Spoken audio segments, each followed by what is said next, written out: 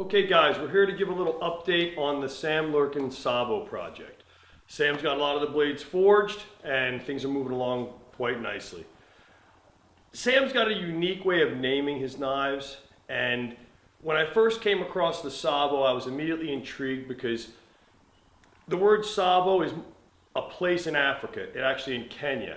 And something happened there back in 1898 that forever put that on the map. I'm going to read you a quick description of what happened there. Usually I do a lot of ad-lib stuff, but it's a nicely written little piece here, so I'll just read it. In March 1898, the British started building a railroad bridge over the Savo River in Kenya. The project was led by Lieutenant Colonel John Henry Patterson. During the next 9 months of construction, 2 maneless male Savo lions stalked the campsite, dragging Indian workers from their tents at night and devouring them.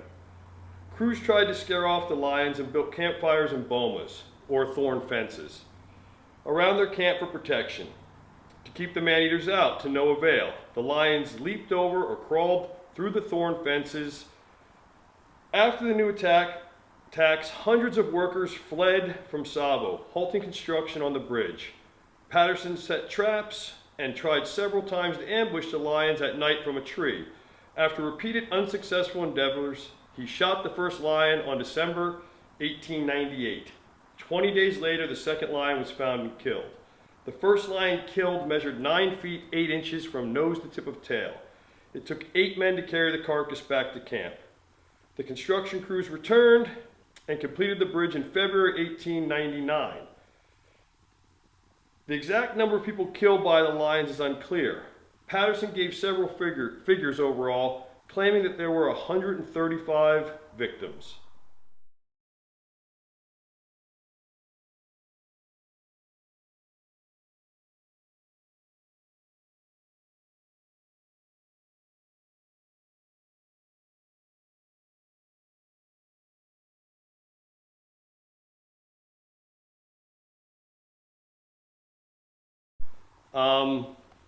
Pretty remarkable tale. A few years ago, there was a movie called Ghost in the Darkness with Michael Douglas and Val Kilmer that did a pretty decent job of kind of portraying the crazy events that went around that time. I've been a big fan of the story for many years, so much that I even tracked down a very nice copy of The Man-Eaters of Savo by Patterson. This piece was published in 1913. It's not a first edition. The first edition was a few years earlier, but it's a remarkably beautiful copy. Very good condition still. Just a very nice book.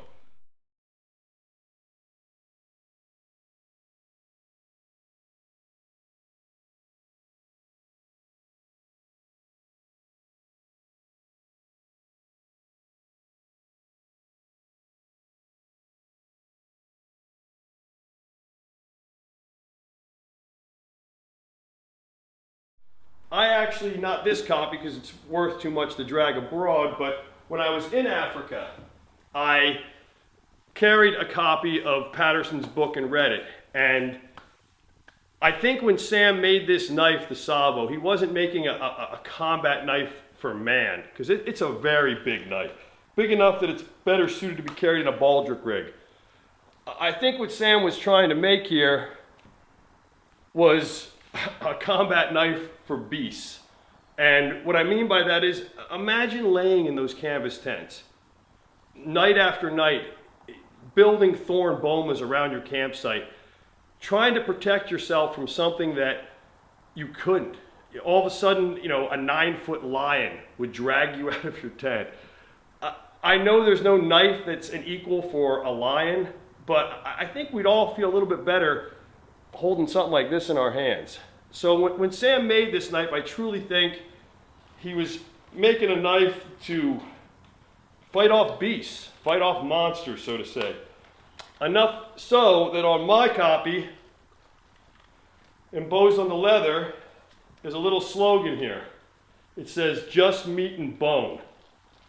Now what I think that says is, no matter what monsters you face, no matter what demons you face, well I guess demons aren't, but no matter what you face, it's just meat and bones. You know, put your best foot forward toward it. But again, for the people getting this project, it's a super neat project. It's so cool. The name Savo is such a historic name for any big game hunters or any adventurers. I'm really fortunate to be part of it. In recent times, there's been DNA testing done on the pelts of the actual lions. They were in Patterson's care for many years as rugs. He sold them to the Chicago Field Museum, where they are today, where they were actually reconstructed and mounted. And I'm going to show pictures during this video of that. And they did some DNA testing on it. And what they found was probably closely more to about 35 people were killed. But I still don't know how they do that, you know, can even get to that kind of number. But the bottom line is, for 9 months, 2 healthy male lions held the entire British Empire at bay and stopped production on a bridge. There's a lot of theories why 2 healthy male lions would go to pure man-eating like this. The easiest one to comprehend is that Patterson had over 3,000 Indian coolies working on those railroads. They were moving along through Kenya. Lots of disease, lots of people died. They would leave them behind buried in shallow graves and keep moving. When they hit the river, they stopped. The lions basically caught up to them and had a big hankering for human flesh and did a good job in getting it. But again, it's a classic story. It's a classic knife. Really appreciate everybody involved in this project. Thanks for looking. Thank you. Oh, one more thing. Patterson used a .303 Enfield and a couple different other firearms to hunt these lions. We're all familiar with the Enfield action. You know, in its day, it was a tremendous thing. I would have preferred something along the lines of a 470 Nitro Double for up close stuff, or a scope sighted 375. Like I said, super interesting stuff. Thanks for looking. Appreciate it.